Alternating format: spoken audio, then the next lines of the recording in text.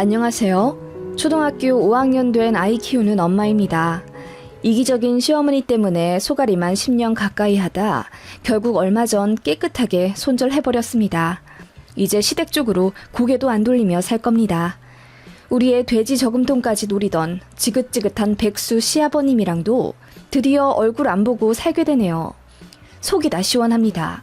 저는 대학 졸업하자마자 모 재단에 입사해서 지금 18년째 장기 근속 중이고요. 남편도 일하다가 만났습니다. 남편 착하고 성실한 것만 보고 결혼해서 시댁이 그렇게 폭탄인지는 나중에야 알았습니다. 결혼할 때 시댁이 1억 해주셨어요. 저희 집도 비슷하게 1억 정도 해주셨고요. 그렇게 감사하게도 양가 지원받아 24평짜리 구축 아파트 하나 매매해서 잘 지내고 있었는데 결혼 2년 지나니 시댁에서 준 1억을 다시 반납하라고 하시더군요. 저희 부부 둘 다 황당해서 무슨 말씀이냐고 여쭈어 보니 네 큰형 장가 가야 하는데 돈이 없구나. 갑자기 여자가 생겼다니 어떡해. 여자 있을 때 빨리 결혼시켜야지. 그런데 너도 알다시피 우리 큰아들이 좀 자유로운 편이라 돈을 많이 못 모았잖니. 그래서 우리가 얼마라도 해줘야 하는데 니들 먼저 결혼한다고 돈을 홀랑 다 해버려서 하나도 없구나. 뭐 어떡하겠니. 형편 더 나은 니들이 다시 돌려줘야지. 라고 하시더라고요. 저희 시아주버님은 말이 좋아 자유로운 영혼이지 20대에서 30대 초반 가까이 해외여행 다니며 욜로족으로 보냈습니다. 직장이랄 것도 없고 계약직 근근히 하면서 300에서 500만 원 정도 모이면 훌쩍 비행기 티켓 끊어 외국으로 가버리곤 하셨대요. 그렇게 외국에서 기약 없는 생활을 보내다 돈 떨어지면 들어오고 또 한 반년일에 몇백 모으면 또다시 출국. 그런 생활을 10여 년을 반복하니 수중에 돈이랄 게 남아있을 리가 없죠. 한국에서 직장을 제대로 안 다녔으니 경력도 없고 나중에 정신 차렸을 땐 이미 30대 중후반이었고 그때 이미 취업하기엔 너무 늦어버리셨어요. 그래서 저희 결혼할 때도 시아주버님은 백수셨고 당연히 저희 축의금도 1원 한 장 안 내주셨습니다. 저희가 예복으로 100만 원 해드렸고요. 그것도 좋은 말 못 들으면서 결혼했어요. 형제 사이에 순서라는 게 있는데 동생이 먼저 결혼한다고 저희더러 미안해 하라며 어찌나 눈치를 주는지. 아니 근데 저희 남편도 당시 32살이었고 저도 30살인데 그럼 언제까지 아주버님 결혼할 때까지 기다려야 하나요? 아주버님은 여자도 없고 직장도 없었는데요. 그런 이유로 저도 기분이 나빠져 은근히 파혼 생각을 내비쳤더니 시댁에서 또 다급하게 잡으시더라고요. 결혼하지 말란 얘기는 아니라면서. 그럼 뭐 어쩌라는 거냐니까 그냥 큰형한테 평생 미안한 마음을 가지고 살으래요. 앞으로 무엇이든 양보하고 베풀며 사는 동생네가 되라고. 그것도 그렇지만 아무튼 시부모님 아니 어머님은 평생 큰아들만 편애하며 사셨다고 하네요. 남편 말로는 어린 시절이 너무나도 서러운 기억밖에 없대요. 큰형만 아들 취급하며 어와둥둥. 같이 먹는 밥상에선 소세지나 고기 같은 거 무조건 큰형 앞으로 밀어주고 작은 아들인 남편이 조금이라도 더 먹으면 숟가락으로 머리를 내리치며 형한테 양보하라고 윽박 지르셨다네요. 그런 식으로 옷도 자전거도 하다못해 학원까지도 모두 형한테 양보해야 했고 남편은 자연스레 혼자 살아가는 법을 터득했다고 하네요. 학원이나 과외 없이 홀로 묵묵히 공부해서 전교 10등 안에 늘 들었고 대학교도 혼자 알아서 좋은 데 들어가서 장학금 받으며 다녔대요. 그러는 동안 아주버님은 장남이란 이유로 부모님께 온갖 지원 다 받으며 풍요롭게 지냈지만 결과적으로 사수하다 대학 포기하고 변변찮은 직업 하나 없이 30대 중후반을 맞이하게 된 거죠. 저희 남편은 탄탄한 직업 구해 저랑 연애도 재밌게 하다가 딱 좋을 나이에 결혼했고요. 그런 저희 모습이 시어머니 눈에 곱게 보일 리가 만무했습니다. 장남은 여자도 없고 돈도 없는 백수로 집에서 밥이나 축 내며 사는데 미운 둘째 아들은 탄탄대로 걷고 있으니 말입니다. 그래도 개혼이라고 수중에 모아두신 1억을 내주신 모양인데 사실은 그것도 원래 장남 주려고 모으신 돈이랍니다. 결혼하면 해주려고 했는데 저희 집에서 1억 정도 해준다고 하니 시부모 입장에서 창피하다 생각이 드셨는지 울며 겨자 먹기로 차남에게 1억을 내주신 거예요. 그 1억을 이제 다시 달라고 하신 거죠. 진짜 황당했지만 남편도 저도 그냥 군말 없이 다시 드리기로 했습니다. 어차피 안 주면 줄 때까지 사람 피말리게 하실 시어머니였으니까요. 그냥 시원하게 드리고 저도 이제 딱 정해진 선에서만 둘째 아들네 도리 하는 게 낫다고 생각했습니다. 당시에 당연히 돈 모자라서 대출 받아서 드렸죠. 참 더럽다 생각은 들었지만 솔직히 그 1억 내주시면서 얼마나 생색을 내셨는지 차라리 속 시원하더군요. 어머님은 저희에게 주신 그 1억을 빌미로 매달 50만 원씩 용돈 달라, 차 사달라 엄청 요구를 하셨거든요. 물론 저희 형편에 맞게 알아서 내드리긴 했지만 같이 1억 정도 해주신 저희 친정에서 아무 말 안 하시는 걸 보면 비교가 안 될 수가 없었죠. 아무튼 그런 시댁이었고 시아주버님도 솔직히 정상은 아니었습니다. 명절에 시댁에 가면 아주버님은 늘 씻지도 않은 지저분한 차림으로 팬티만 입은 채 나오셨어요. 제가 놀라 소리를 지르면 그제서야 멋쩍어 하면서 주섬주섬 옷을 입으셨는데 어머님은 그런 장남을 혼내시기는커녕 제 등짝을 때리셨습니다. 뭐가 그렇게 놀랍다고 소리를 질러서 우리 큰아들 무안을 주니? 어차피 같은 가족 사이인데 뭐 어떻다고? 아무튼 유나는 하시며 혀를 끌끌 차시대요. 그리고 저희가 일찍 가면 너무 일찍 와서 큰아들 잠 깨웠다고 뭐라 하시고 또 늦게 가면 너무 늦게 와서 큰아들 기다리게 했다고 잔소리. 나중에는 순한 저희 남편도 화가 나서 큰소리 내고 결국 시댁 도착하자마자 1시간 만에 다시 집에 온 적도 있습니다. 그런 집안인 시댁이라 저는 정도 없고요. 시댁이라면 스트레스 받고 그러니까 남편도 이제 시댁에 연락하는 건 본인이 다 하겠다며 저더러 신경 쓰지 말라고 하더군요. 시어머니가 며느리 돌이 운운하면서 왜 전화도 안 하냐고 뭐라고 하면 그냥 일하느라 바빠서 그렇다고 했어요. 그러면 어머님은 또 저더러 일하는 며느리라 생색낸다며 기분 나쁜 티를 엄청 내셨죠. 아무튼 그렇게 지내고 있는 시댁인데 얼마 전 진짜 말도 안 되는 황당한 사건이 있었습니다. 제가 결혼하고 2년 뒤쯤, 그러니까 저희 아이 100일쯤 되던 시기에 친정아빠가 혈전으로 쓰러지셨던 일이 있었습니다. 정말 기적적으로 살아나셨고 발음이 좀 어눌해지시고 걷는데 불편해지시긴 했지만 1년 정도 재활하시면서 많이 회복하셨어요. 그치만 그때 아빠가 쓰러지신 것이 저희 가족에게는 큰 충격이었습니다.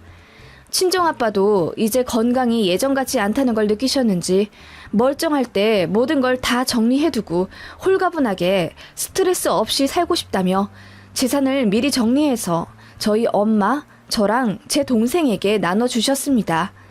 저희는 안 받겠다고 했지만 아빠가 그러고 싶으시다며 굳이 변호사 선임해서 전부 깨끗하게 다 정리를 하셨고 그렇게 친정 아파트를 저희 엄마 명의로 돌려주셨고 저한테는 1,500평 정도 되는 경기도 과수원 땅을 제 동생에게는 강원도에 있는 땅이랑 산 일부를 아예 미리 정리해서 나눠주셨어요.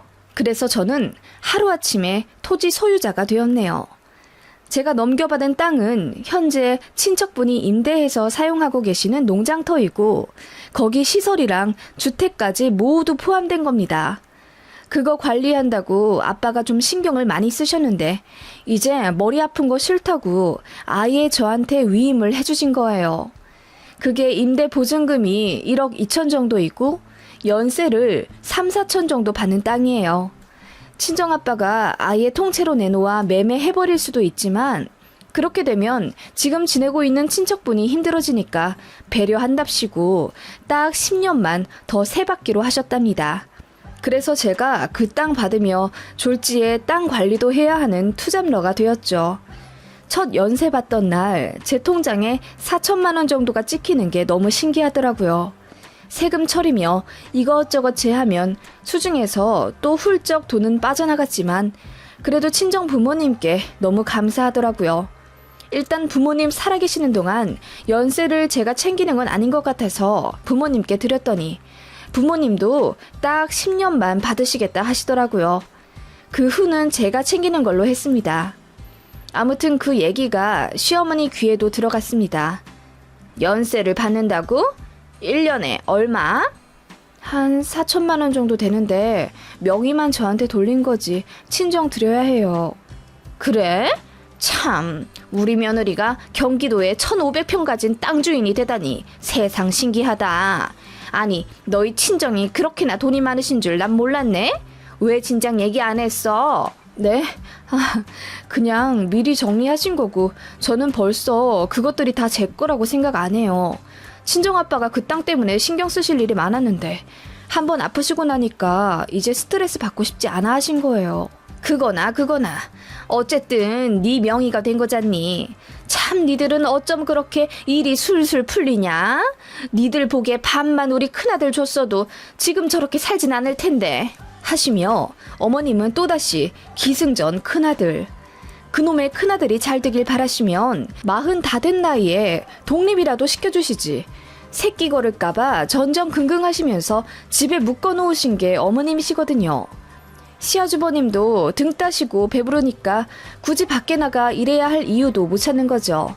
어머님이 저렇게 알아서 다 해주시고 또 취업 스트레스 받을까 밖에 나가서 돈 벌어오라는 잔소리 한번 안 하시고 큰아들 비위 맞춰주니 시아주버님도 솔직히 정상적인 사고를 가지셨겠어요? 그러니까 제가 있든 말든 팬티바람으로 돌아다니시죠. 급기야 저희 아이가 받은 용돈도 탐내하는 황당한 큰아빠예요. 야, 준수 할아버지 할머니한테 용돈도 받고 좋겠다. 걸어 다니지도 못하는데 벌써 용돈을 받네. 엄마가 뺏어가기 전에 이 큰아빠한테 맡겨. 큰아빠가 돈 불려줄게. 그래서 나중에 준수 대학교 들어가면 50만 원 줄게. 오케이? 하시며 저희 아이 주머니에 있는 5만 원짜리를 쏙 빼가려고 하시더라고요. 제가 손사래를 치며 이거 준수 저금통에 넣어줄 돈이에요. 아주버님 다시 돌려주세요. 그랬더니 어머님이 혀를 끌끌 차시며 저거 돈 욕심 많은 것 좀 봐. 조카가 큰아빠한테 다시 돈 좀 줄 수 있지. 어차피 우리가 준 돈 아니냐? 너도 참 야박하다. 그러시더군요. 그런 사람들이어서 제가 땅 명의 이전한 거 시댁에 밝히고 싶진 않았는데 하필이면 그 과수원 토지가 시댁이랑 차로 1시간도 안 걸리는 거리라 왔다 갔다 하다가 어떻게 알게 되셨거든요. 제가 땅 못 박았죠. 이름만 제 거지 연세는 친정 드린다고. 그러니까 시어머니가 입맛을 딱 다시는 게 느껴져서 제가 그 이후로는 땅 얘기 절대 안 했습니다. 자꾸 어머님이 그 동네 이야기하면서 저한테 땅 얘기 물어보시고 그러셔도 입 딱 닫았더니 눈치 보시더군요. 그러다가 이제 아주버님이 결혼을 하신 거고요.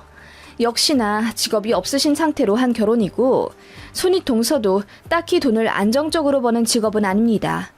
그렇다 보니 시댁에 합가하게 되었는데 그 일로 시어머니와 형님이 고부 갈등을 겪는 것 같더라고요.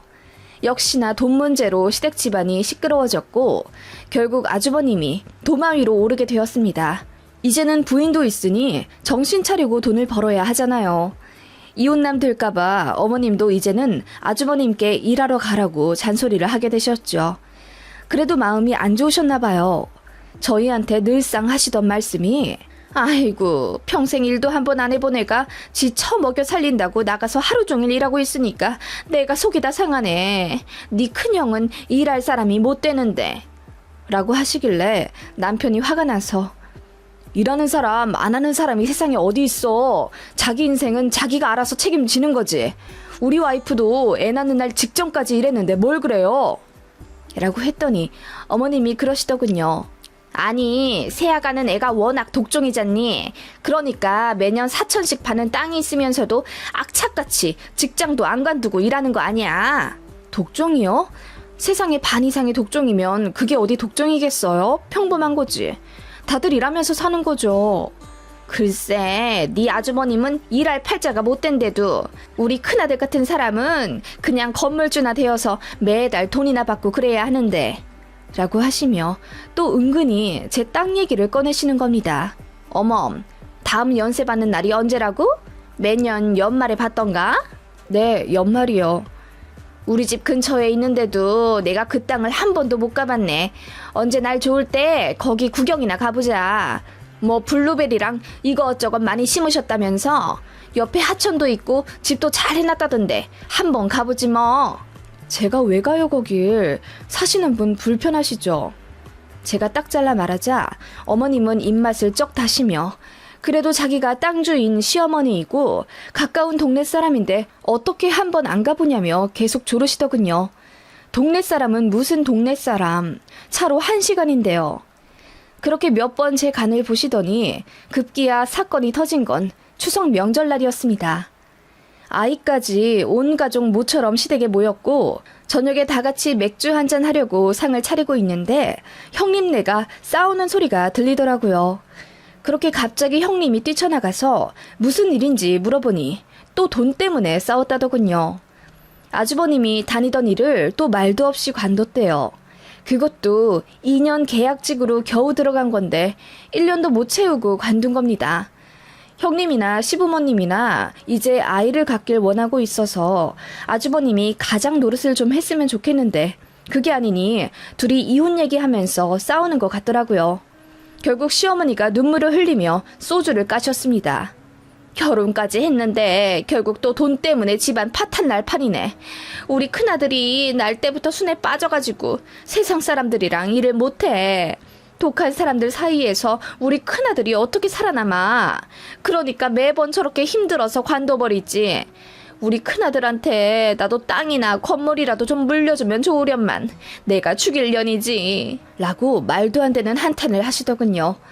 그렇게 한참을 주절주절 하소연을 하시더니 제 손을 슬그머니 잡으시는 게 아니겠어요? 새아가, 너는 두 부부가 탄탄한 직장도 다니고 어엿한 과장직도 달고 있잖니? 게다가 친정이 잘 살아서 연세 4천 받는 땅도 물려주고 게다가 그거 매매하면 몇십억이잖니.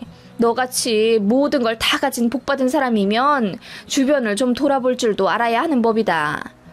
제가 아무 말 못하고 어이없이 어머님을 바라보았습니다. 네가 도끼가 있어서 손에 쥔 건 절대 안 놓는 건 알지만 네 가족을 좀 생각해보렴. 아주버님이 좀 살겠다고 저렇게 가정도 꾸리면서 살고 있는데 그놈의 직장 때문에 저러고 있는 거 보면 가슴 안 아프니? 나는 우리 큰아들만 보면 가슴이 찢어져. 넌 안 그러니? 네, 저는 안 그래요. 아주버님처럼 사지 멀쩡하고 건강한 사람이면 나가서 얼마든지 일해서 돈 벌죠. 아무리 취업난이라지만 눈 낮추면 일할 때 천지고요. 아니 취업난이 아니라 구인난이에요 지금. 일할 사람 없어서 나라가 외국인들 들이는 마당에 아주버님 같은 사람이 왜 일을 안 해요? 안 하는 게 아니라 못하는 거지. 너무 순에 빠졌잖니. 그러지 말고 사람이 연민을 좀 가져봐. 너는 그게 없어서 문제야. 번듯한 직장에 매년 4천만 원까지 거저 얻으면 나 같으면 네 아주버님 생각이 나겠다. 너만 좀 베풀어주면 네 아주버님 가정 파탄은 안 날 텐데. 그 말에 제가 발끈해서 어머님, 그 돈 제가 매년 친정 드린다고 했잖아요. 부모님 아직 돌아가신 것도 아닌데 왜 제가 그걸 챙긴다고 생각하세요? 그 돈 친정 돈이에요. 저희 그렇게 부자도 아니고 둘이 합쳐 세금만 몇백씩 나가는데 어떻게 여유가 있겠어요. 아이도 계속 커가고 제가 하원을 못 해주니 밖에서 뺑뺑이 돌리느라 한 달 학원비만 150만 원이에요. 저희라고 버는 만큼 돈 다 가지는지 아세요? 그만큼 아둥바둥 써야 겨우 사는 거라고요. 라고 했더니 어머님이 되려 더 큰 소리 치면서 어찌됐든 네 큰형네보단 잘 사는 거 아니냐.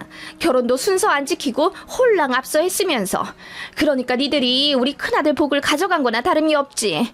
내가 누누이 말했잖니. 네 큰형네한테 미안해하라고. 내가 며느리 너 같았으면 죄송한 마음으로 매년 연세를 네 친정 드리는 게 아니라 네 시아주버님을 드릴 거다. 라고 하길래 제가 벙쪘죠. 진짜 머리를 한 대 맞은 것 같이 황당하더라고요. 연세 4천을 왜 시아주버님께 드려요 제가? 네 친정은 그 4천 안 받아도 잘만 사시는 분들이고 너희도 둘이 돈 벌어 잘 살고 있잖니. 그럼 그 4천이 누구한테 가야 한다고 생각하니? 너는 네 남편만 좋아 결혼한 거야? 결혼은 모름지기 집안과 집안이 합쳐지는 거고 그게 가족이야. 일 못하는 가족한테 그 연세 당연히 넘겨야지. 그래야 더불어 사는 거고. 너는 왜 이렇게 애가 돈 욕심이 많아서 모두 다 쥐고 싶어 안달이야? 라고 하는 시어머니였습니다. 결국 남편도 발끈해 다시는 이 집에 발도 들이지 않을 거라고 하며 일어났고 저랑 아이를 챙기며 가려고 하더군요. 저는 이대로 가기엔 너무 억울한 거죠. 어머님, 독종은 어머님이신 거죠. 버젓이 남의 돈인 거 아시면서 왜 그렇게 큰아들 못 챙겨줘서 안달이세요? 저도 아들 키우는 입장에서 어머님이 정말 이해가 안 가네요. 아주버님 나이 40 넘도록 이렇게 된 거 다 어머님 때문이에요. 어머님이 아주버님을 망치고 있다고요. 가정 파탄의 원인? 그거 어머님이에요. 라고 했더니 어머님이 충격받으신 듯 꺼이꺼이 우시더라고요. 그러더니 저더러 독해 빠진 년 어쩌고저쩌고 욕하시더군요. 제가 한마디 더 했죠. 어머님, 안 그래도 아주버님네한테 만날 때마다 돈 100씩 드리고 했던 거 다 아시죠? 저희 결혼한 직후부터 지금까지 아주버님한테 드린 돈만 아마 3천 가까이 될 거예요. 네, 저 돈 밝히는 독종이라서 전부 기록해놨거든요. 그런데 아주머님한테는 한 푼도 받은 적이 없네요. 돈 쓰는 건 저인데 왜 돈 욕심이 많다고 욕먹는 건 저일까요? 이제부터 제대로 돈 욕심 좀 내보려고요. 지금 이 시간부터 밑 빠진 독에 절대로 물 안 붓습니다. 저희 이제 저희끼리만 잘 먹고 잘 살 거고 시댁에 용돈 1절 안 드릴 거예요. 저번처럼 엔진 고장나서 수리비로 300만 원 나간 거 저희한테 내달라고 하지 마세요. 저 어머님 말씀대로 돈 욕심 많은 사람 할 테니 이제 1원 한 장 이 집에 안 쓸 겁니다.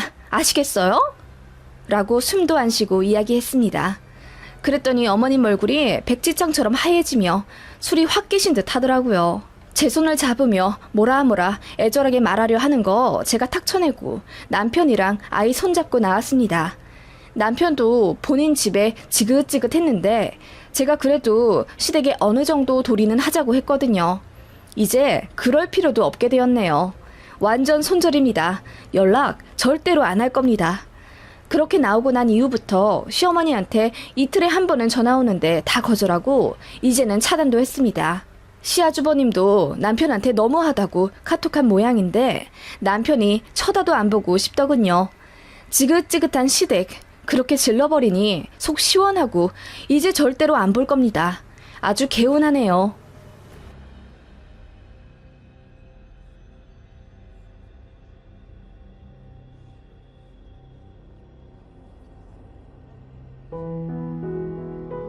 참 세상에 뻔뻔스런 낯짝을 가진 이들이 많다는 걸 다시금 깨닫게 되는 일이 있었습니다.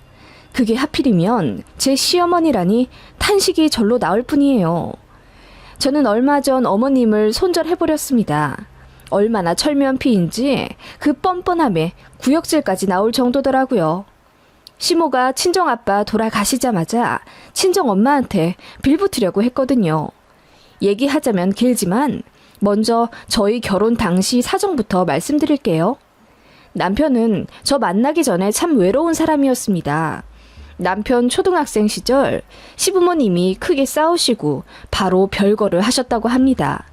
어린 남편은 외갓집에 버려두신 채로요. 시아버지는 바로 외국으로 나가셨다는데 나중에 들은 바로는 필리핀으로 가셔서 새 살림을 차리셨다고 했고 시어머니는 한국에 계셨지만 남편을 일절 케어하지 않으셨다고 해요. 버렸다고밖에 표현을 못할 수밖에 없는 것이 남편의 외할머니, 그러니까 제 시외가는 농사일 하시느라 너무나도 바쁘셔서 손주를 아예 돌보지 않으셨다네요.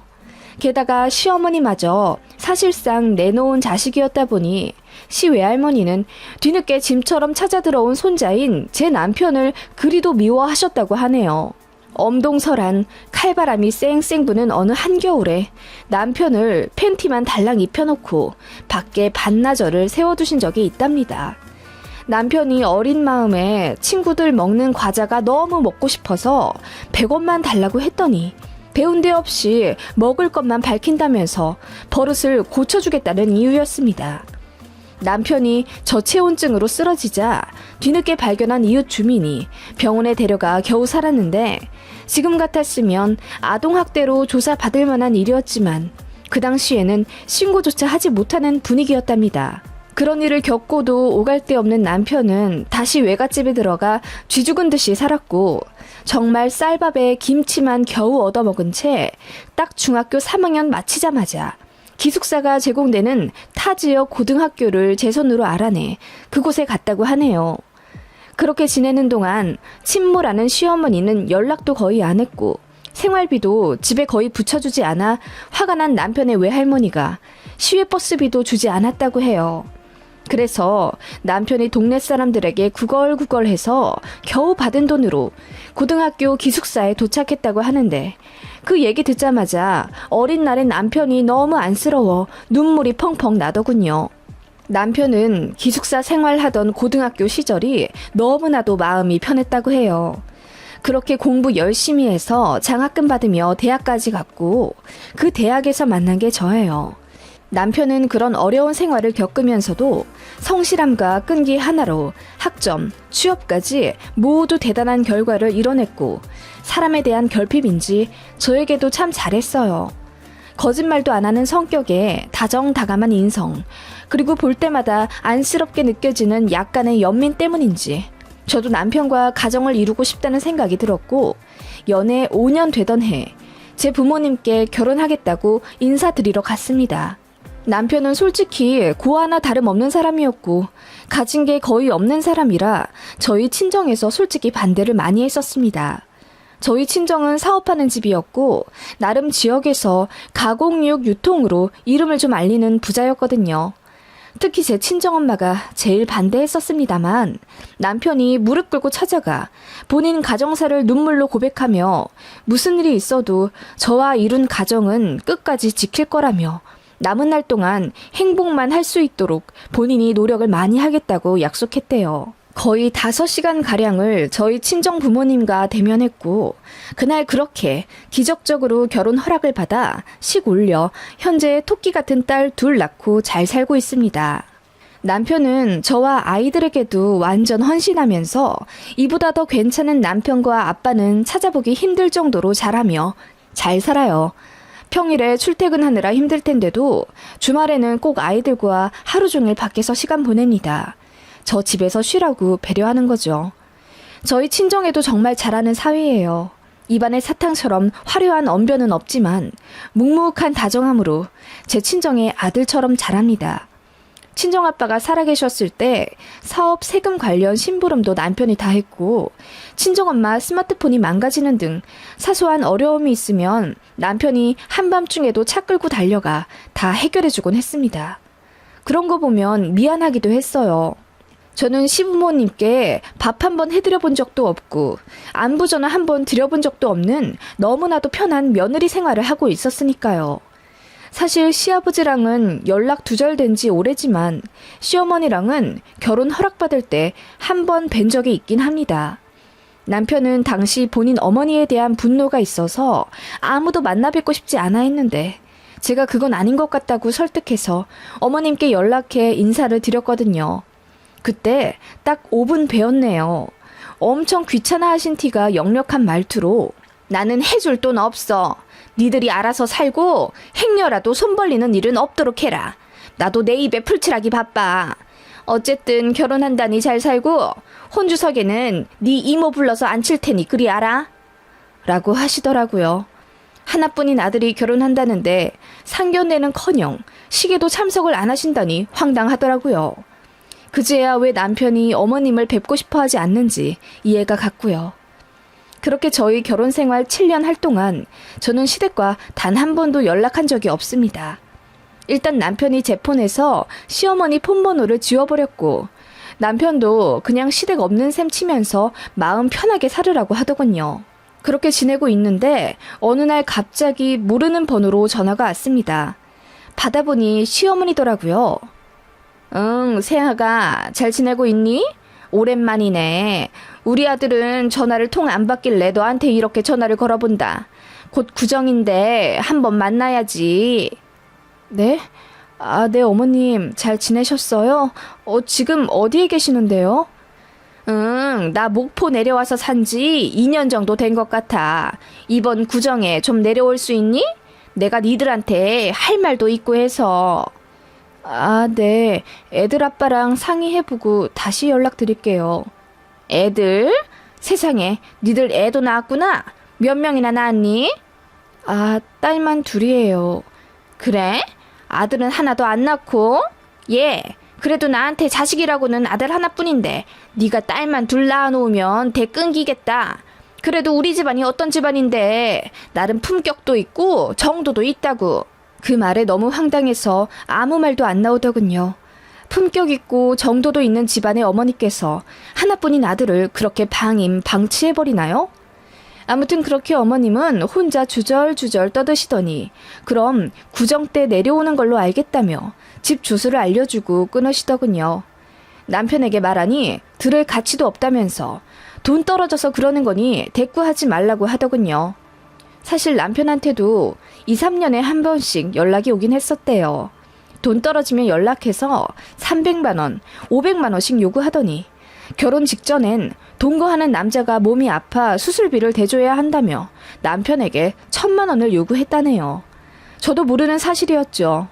남편이 그때 크게 화내며 다시는 연락하지 말라고 하고 저에게서도 시모 번호를 지워버린 거였어요. 결혼 전에는 그래도 하나뿐인 어머니라고 돈을 종종 해드리긴 했지만 그렇게 돈만 받고 남편 안부도 묻지 않은 어머니에게 남편도 잊혀졌던 분노가 다시금 쌓인 겁니다. 그런데 이제는 저에게까지 연락이 오니 남편이 눈물까지 흘리며 연락 오면 이제 받지 마. 엄마 노릇 한 번 안 해보던 사람이 이제 와 시어머니 노릇하면서 당신한테 돈 요구하고 갑질할 거 생각하면 뒷골이 다 땡겨. 구정 때 갈 필요도 없고 앞으로 연락도 받지 마. 난 이제 마음속에서 엄마 지워버렸어. 라고 하더라고요. 사실 남편은 결혼하고 나서 상담센터 꾸준히 다니며 어린 시절 받았던 상처를 치유하기 위해 노력을 많이 했었거든요. 그때 상담 선생님께서 어머니에 대한 미련을 끊어버리고 남편 마음을 스스로 보듬기 위해 자존감 강화 훈련도 받고 그랬어요. 아무튼 시어머니에게 받은 찜찜한 연락을 뒤로하고 전화도 차단해버렸죠. 구정날에는 애들 데리고 친정 가 있었고요.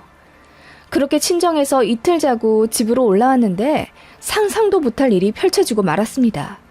시어머니가 저희 현관 앞에 쪼그리고 앉아 계시더라고요. 옆에는 작은 진보다리도 하나 있었고요. 그때 남편은 지하 주차장에서 짐 가지고 올라온다고 저랑 아이들 먼저 집에 도착해 있던 터라 상대할 사람이 저밖에 없었습니다. 시어머니는 저를 보자마자 껴안으시며 아이고 내 며느리 왜 집에 오지도 않았어. 내가 얼마나 기다렸다고 하시며 통곡을 하시더라고요. 옆에서 잠 덜 깬 제 딸들은 어리둥절해하며 저만 바라보고 있었고 시어머니는 니들이 내 손녀딸이니? 아유 그래 반갑다. 내가 니들 할머니야. 자 어서 들어가자. 어서 하시며 제 등을 떠밀고 강제로 현관문을 열게 하시더라고요. 얼떨결에 어머님을 집 안으로 모셨고 물 한 잔 떠드리던 찰나 남편이 뒤늦게 집에 들어왔고 어머님을 보자마자 얼굴이 허옇게 질려선 까무러칠 듯 놀라더라고요. 이윽고 애들 있는 것도 까먹었는지 큰 소리로 여기가 어디라고 함부로 들어오세요. 당장 나가세요. 라고 했더니 어머님이 벌벌 떠시면서 아들 집에 오지도 못하냐면서 우시더라고요. 그 소란에 저희 딸들도 놀라 울고 상황이 말도 못했습니다. 남편이 어머님께 닥달하며 우리 집 주소는 어떻게 알았냐고 묻자 어떻게 알긴 서류 떼보면 다 나오던걸. 어디 사나 궁금하긴 했는데 직접 와보니 이렇게나 좋네. 요즘 아파트들은 어떻게 쉽게 들어오지도 못하는지 경비 아저씨한테 로비 문 좀 열어달라고 해도 들은 척도 안 하길래 사람 나가느라 문 열릴 때 잽싸게 들어왔지. 이런 아파트는 얼마나 하냐? 집 평수도 넘네. 한 35평 정도 하니? 하며 눈물을 쓱 닦더니 천연덕스럽게 저희 집 내부를 둘러보던 시어머니였습니다. 남편이 당장 나가라고 어머님 등을 밀자 어머님이 다시 엉엉 우시며 구정에 아들네 온다고 밥 차리고 기다리고 있었는데 저희가 하도 안 와서 직접 올라와 본 거라고 얼굴 봤으니 됐다고 하시더라고요. 그러더니 저희 애들한테 꼬깃꼬깃 1,000원짜리 한 장씩 쥐어주시더니 가보겠다고 하고 돌아서시는데 그때 시간이 밤 11시였거든요. 목포로 가는 차는 이미 끊겼을 테고 밤길도 깜깜한데 보따리 하나 들고 달랑 들고 오셔선 다시 돌아가겠다 하시는 게 마음이 너무 안쓰럽더라고요. 남편도 분해차 씩씩거리긴 해도 그 모습을 보니 마음이 흔들렸는지 눈만 잠깐 붙이고 새벽 첫 차로 바로 나가세요. 저는 어머니랑 다시 얼굴 맞대고 다정하게 얘기 나눌 이유 없습니다. 라고 매몰차게 말하더군요. 그렇게 저희 집에서 하루 재워드렸는데 다음날 저희 출근할 때가 돼도 나갈 생각이 없으시더라고요.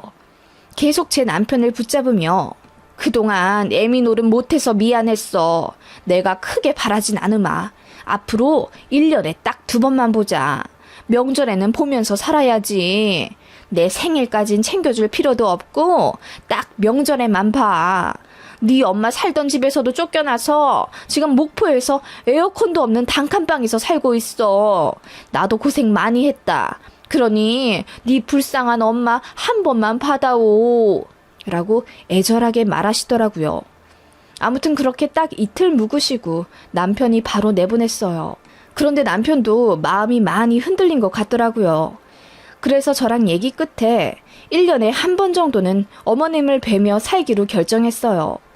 얼굴을 아예 안 봤으면 모르겠는데 직접 올라오셔서는 지난날에 대한 사과도 하셨고 나이도 많이 있으신데 저러다 갑자기 돌아가시기라도 하면 남편 마음이 말이 아닐 테니까요. 그렇게 1년에 한 번씩 어머님을 뵈었죠. 갈 때마다 집이 옮겨 있더라고요. 처음 갔을 때는 아주 작고 초라한 단칸방이었고 그 다음에는 같이 동거한다는 어떤 남자친구분 집이기도 했죠. 또 그 다음 해에는 남자친구와 헤어졌다며 어느 여성 고시원에 들어가 사시기도 했고요. 어머님은 일용직으로 그때그때 벌어먹고 사신다고 했고 다행히 건강에는 아직 별 이상은 없으신 듯 했어요. 어머님은 은근히 남편에게 손 벌리고 싶어 하셨지만 남편이 아주 칼같이 차단했습니다. 딱 1년에 한 번만 100만 원 드릴 거라고 그 이상 요구하면 더는 찾아오지 않겠다고 알박더군요. 어찌나 단호하게 얘기하는지 어머님도 더 아무 말 못하셨고요. 솔직히 딱 봐도 노후 대책이 없어 보이셨고 국민연금도 꾸준히 넣으시긴 했는지 모르겠더라고요. 그리고 뒤늦게 연락한 건 어머님 본인도 이제 슬슬 일 못할 나이가 되었고 그동안은 연애하느라 남자랑 살았다지만 그때마다 헤어지면 다시 이사 다니고 그러느라 피곤한 삶을 사신 듯 하더라고요. 진짜 노답인 게 그렇다고 지금 얼굴도 못 본 시아버지와 이혼하신 것도 아니에요. 서류도 정리 안 하고 이렇게 사셨던 겁니다. 어느 날은 하다못해 남편이 먼저 어머니에게 연락해 차라리 이혼 처리를 하고 나라 도움 받으며 살으라고 했더니 그건 싫으셨다네요. 시아버지 돌아가시면 혹시라도 건져 먹을 돈이라도 있을지 누가 아냐면서요. 답이 없었죠. 그렇게 노후 준비도 안 되어 있고 개념도 없는 시어머니라 거리를 두며 살 수밖에 없었습니다.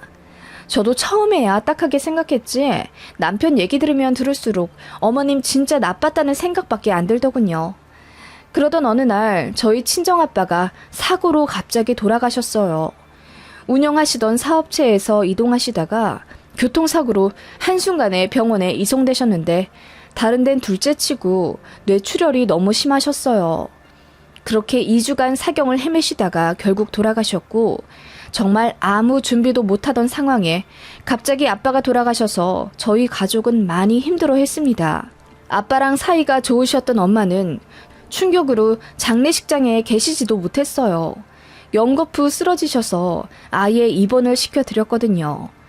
저도 정신없는 와중에 그 정신없는 장례식부터 장지까지 남편이 모두 처리해줬습니다. 가족이 떠난 슬픔에만 빠질 시간 없이 곧바로 아빠 사업체며 재산 정리하느라 저희 가족 모두 현실로 뛰어들어 바쁘게 지냈습니다.